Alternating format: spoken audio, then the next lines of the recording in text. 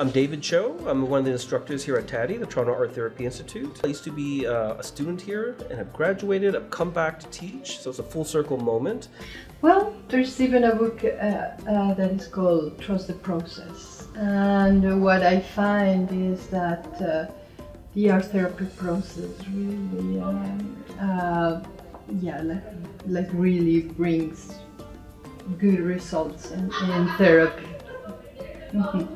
So sometimes, sometimes we can have doubts about the healing power of art making, and not only art making, but also so we have the art making, and then we have the journaling. So it's almost like bringing things from like a more unconscious way, like dreams. A lot of art therapy is just about the process of using art like a language. So if I sit in talk therapy and I use my words to describe to you the experience I'm having in life, art therapy is I'm just using art to explain to you what's going on in my life, or to explain to myself what's going on in my life. It's just a different language, really. It's not about like the quality of the art necessarily on its own.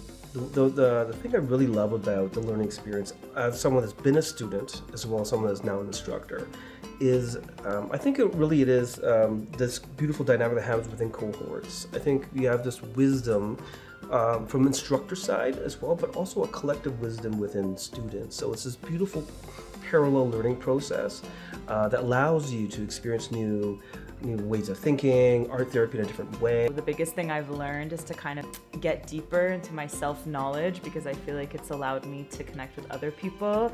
And in order to get deeper with the self-knowledge, because that's such a hard question, right? Like, how do you always stay in tune with yourself?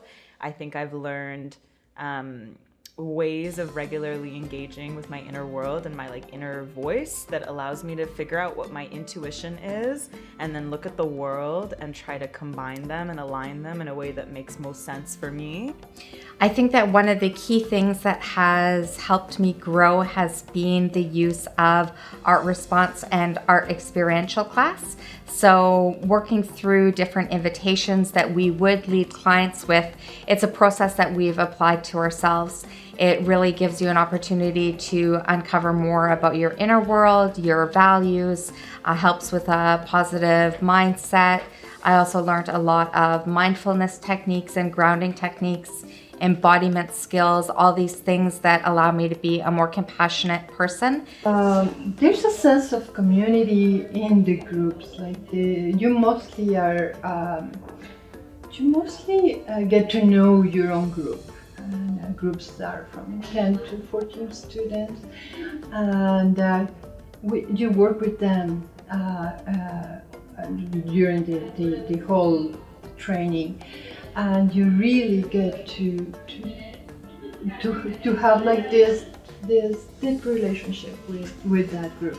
And then there are some events where more of the community get together, but with that small group you really have a very deep relationship. The image that comes to mind, I feel like, is this maybe two hands holding. So it's really kind of holding space, holding experience. It's this beautiful kind of interwovenness around how do we support each other during this process. Something about camaraderie. I have a group of comrades who have a kind of unified vision about bringing compassion and healing and presence to people in the communities who need to have a safe and secure container to express themselves. And I think that my comrades are all on board with trying to teach our clients to trust their inner wisdom, and it feels great to be in this community. So one of the misconceptions is that people think that they need to know how to do art. They need to be an artist or to get into the process of art therapy, and that is not right. I remember when I was having some intakes at the YWCA, and I would say 80% of the people that came would say, I haven't done any art since I was in kindergarten. There's a big misconception in art therapy that the art therapist reads your artwork or interprets it, and it's really not the case that your artwork has a particular symbol or code that needs to be decrypted. The decryption and the interpretation is led by the client, and the insights are also client-led. Me quote that one of our instructors told us about, and it really landed with me. It's some quote like, if you go to where your heart is drawn, that will never fail you. And I think that you don't always have to know for sure that something is right or wrong, but if you're drawn to something like art therapy and it intrigues you, I think it's worth investigating, even if that's, again, not your end. I would describe my experience here as transformative, and like a mirror to the self.